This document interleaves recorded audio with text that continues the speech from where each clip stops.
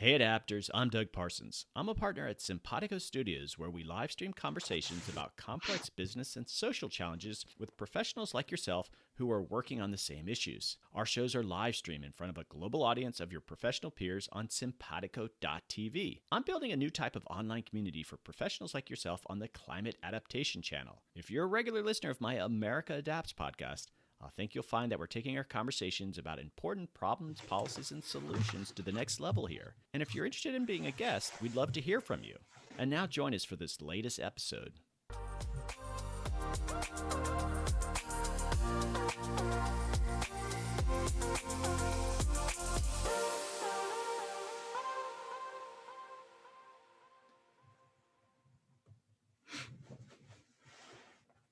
Hey adapters, welcome back. Today our guest is Dr. Jeff Dabelko. Jeff is a professor at the Voinovich School of Leadership and Public Affairs at Ohio University and senior advisor to the Wilson Center's Environmental Change and Security Program. Jeff was a lead author on the IPCC's fifth assessment and serves on the UN Environment Program's expert advisory group on environment, conflict, and peace building. Jeff will explain why climate change is a security issue for a diverse set of actors, locations, and issue areas. He points out how climate change responses, not just impacts, can lead to conflict and how today's practitioners can avoid mistakes of the past. Hey, Jeff, welcome to the show. Hey, thank you very much, Doug. Pleased to be here.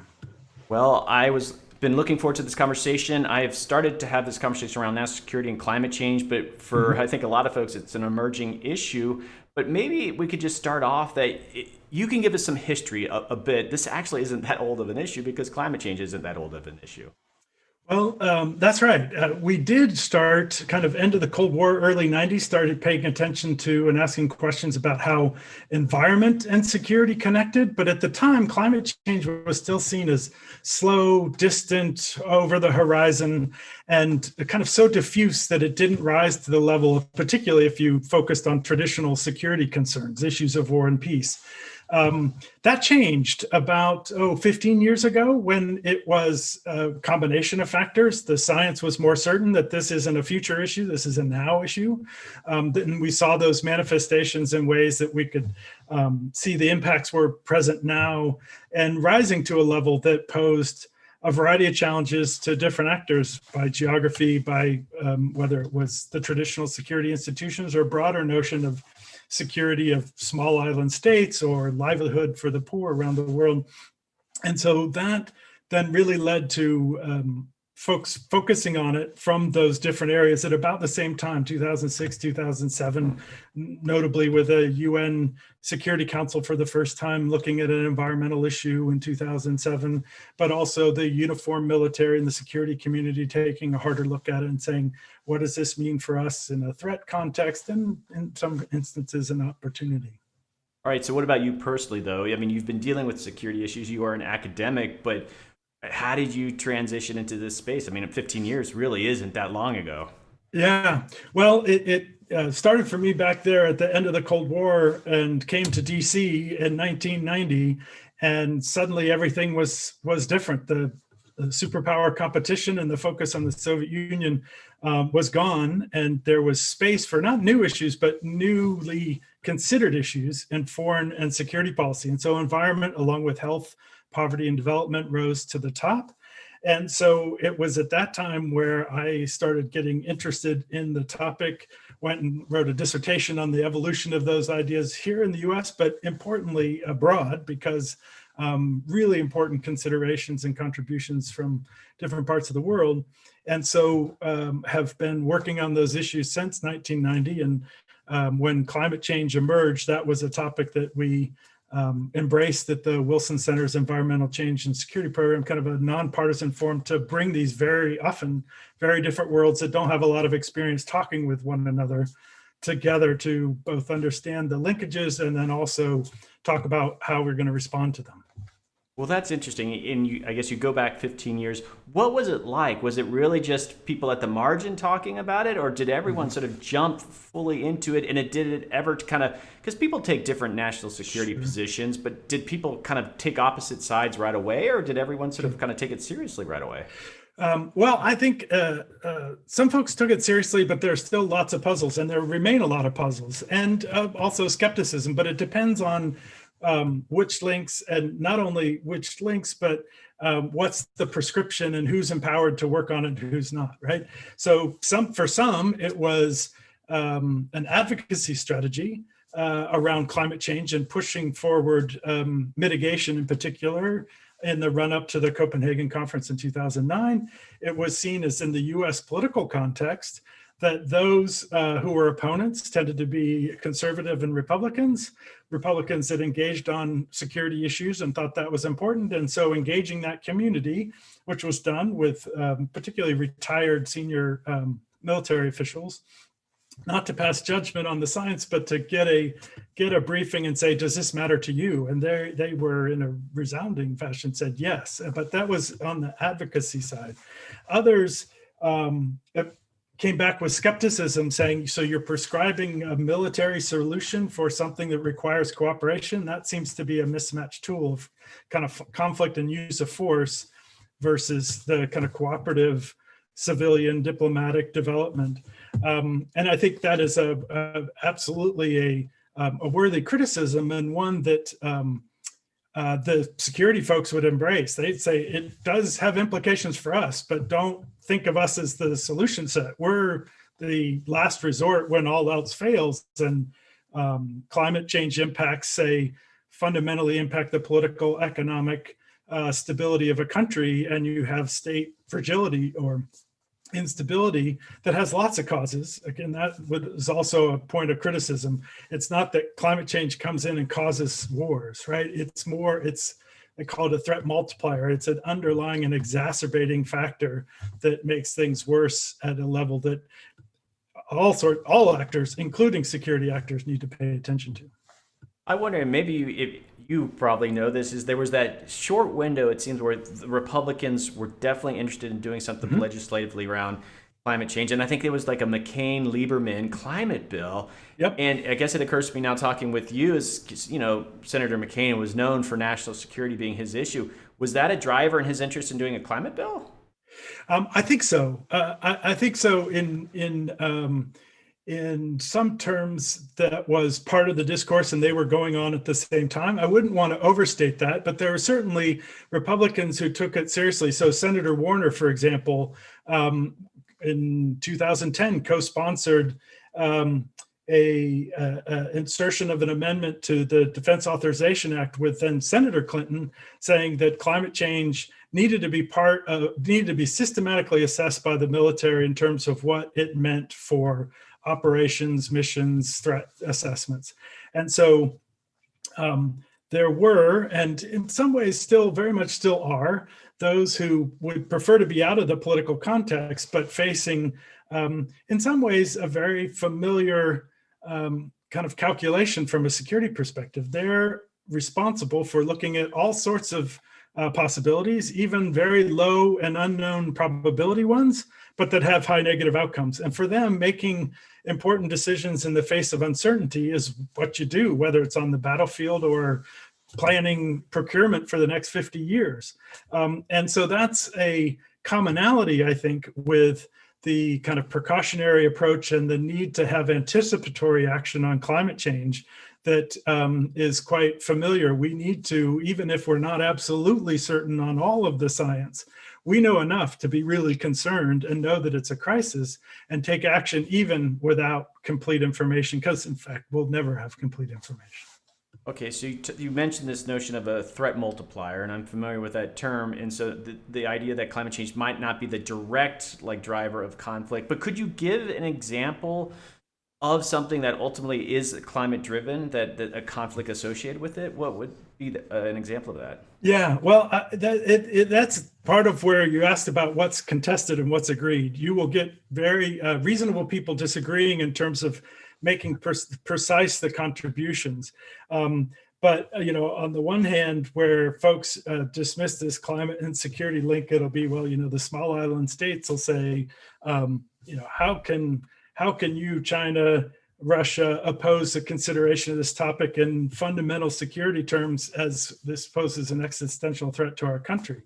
Ones that garner a lot of attention are the example in Syria, where there are a whole lot of factors that go into how Syria ended up in that civil war. A number of scholars and certainly a number of policy advocates point to dynamics around longer and deeper drought that really adversely affected the opponents of the regime.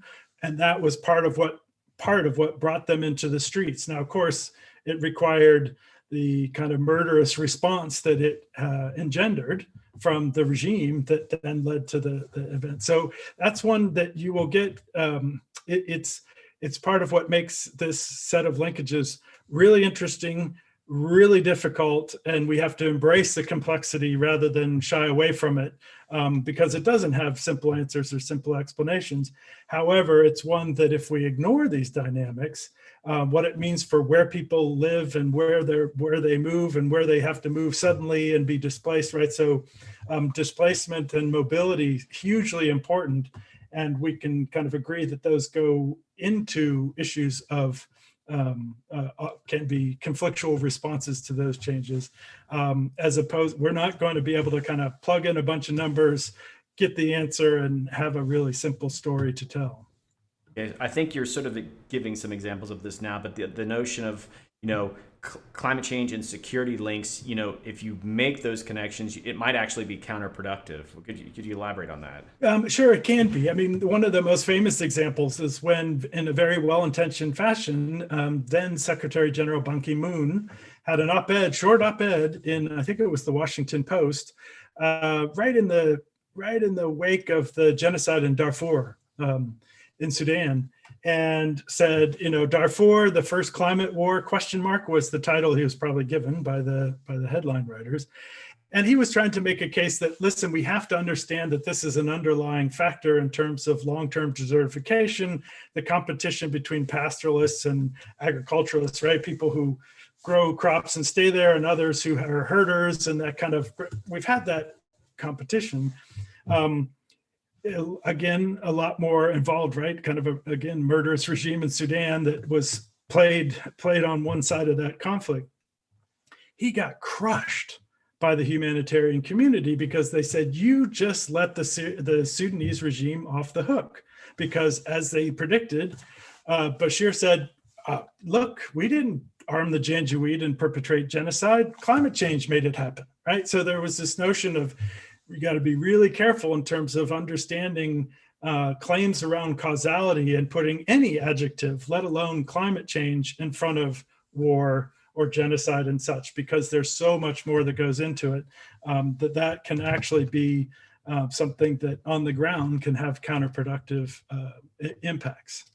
All right, so I'm going to get into some of your terminology here. So what are backdraft dynamics? And there's this idea that your response to climate change could make the conflict worse. So the examples we've been talking about, how climate impacts may affect the ebb and flow of conflicts, existing ones or contribute to new ones. What that focus, which has been the primary focus, has missed in the opinion of a few of us working on this topic, is that it doesn't include the critical dynamic of how we, often well-intentioned, respond to climate change. How do we adapt? How do we mitigate climate change? And the choices we make there have to be put through a lens of, is this going to create problems from that peace and conflict perspective? So, for example, if the Europeans decide, as they have, to up their renewable energy in the transportation sector and make big investments in biofuels, what does that do for sourcing biofuels in West Africa? Well, you can, Silas Siakor, Goldman Prize winner for environmental activism, is very eloquent in saying, that's great that you can feel good about your climate response. However, it's fundamentally adversely affecting local livelihoods in Liberia in terms of our farmers can't afford that land and are suffering as a result. I think what we've suggested is that we need to have a systematic look at renewable energies, particularly hydropower that displaces a lot of people, the green energy transition, which we need to make, right? No mistaking, we need to get off fossil fuels.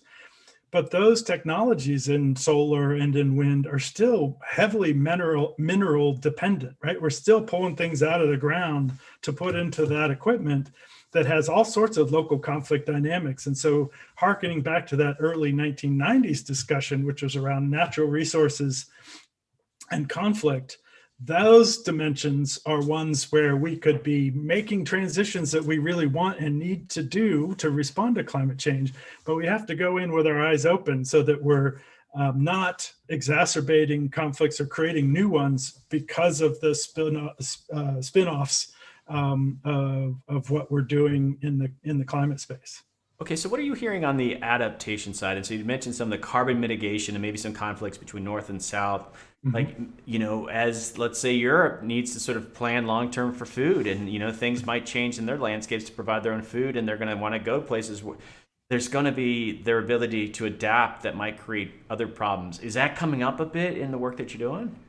Yes, although I think, boy, it's ripe for more research. So, for example, this term, it's not precise, but we have a sense of it, right? Land grabs. The fact that we saw a surge of land grabs after the 08, 09 energy price spike, as well as the food insecurity. If we remember, that was also when we had the Russian fires and really bad rice crops, and folks were holding food in.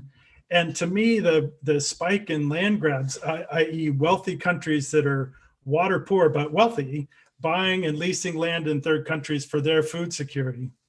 There's very little transparency. We have no idea how many there are. We do have anecdotes from places like Ethiopia and Madagascar that a few locally are benefiting to the detriment of those who are no longer have their land to, again, often raise subsistence, do subsistence agriculture. In Madagascar, there still needs more work to be done, but that was part of what brought people into the streets with the coup that overthrew President Ravalomanana. It was the political upset at these land grabs. In that case, it was a proposed South Korean deal for rice. So I think those one person's adaptation doesn't just stay at home. Another one is palm oil prices, right? European decisions, again, trying to move into renewable energy, dramatic impact on the price of palm oil. And this wouldn't be a kind of a big C conflict, but what that means for tropical forest degradation and clearing in order to go to a monoculture for producing palms used for a lot of things, but nevertheless, those are real critical dimensions. We could go on the RED schemes, the reduced emissions of deforestation, forest degradation, fantastic payment for ecosystem services, put a value on those forests to stand. At the same time, it could be done well or done poorly.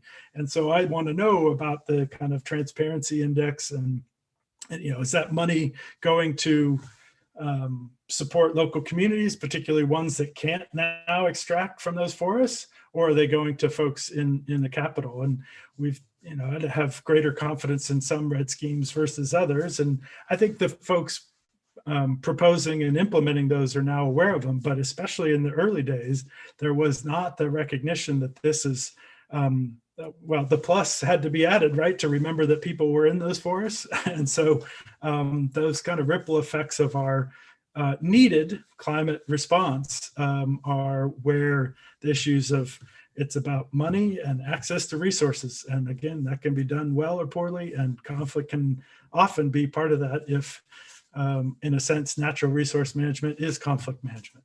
Okay, so this is related, but I got a question from Mike in the chat room here. What are some conflicts that you can name right now we should be aware of that have a danger of being exacerbated by gathering of resources for renewable energy? Focusing on renewable energy. Right. Well, I would, for starters, go, and there are all sorts of really good lists of matching renewable energy technologies, what goes into them, where they're mined. And so just as we had a whole discussion of conflict diamonds, conflict minerals, and Congress has tried to address this, right, in terms of making sure that the way these inputs into the green energy economy in places in West Africa and the Democratic Republic of the Congo, there was a lot of concern about lithium in South America, Bolivia, and Chile. Now there's there seems to be plenty of lithium, that those dynamics may not be at play, but that in some ways the demand for those are often associated with a whole bunch of things that are not at all savory, right? Child labor, the funding of militia groups, right? You could particularly when things were hotter in DRC, you could find a map of where all the militia groups were, and almost one-to-one correlation where mining sites were, right? And so these things are integrally related. All right, so let's talk about a bit about progress here. And so the UN, 15 years now working on this, and the country's starting to think about this. What sort of progress have we made in this? And I think you've talked about, well, we're lacking in research in some areas, but what has progress been? Right. I think I could argue either side, right? A pessimistic or an optimistic take on this.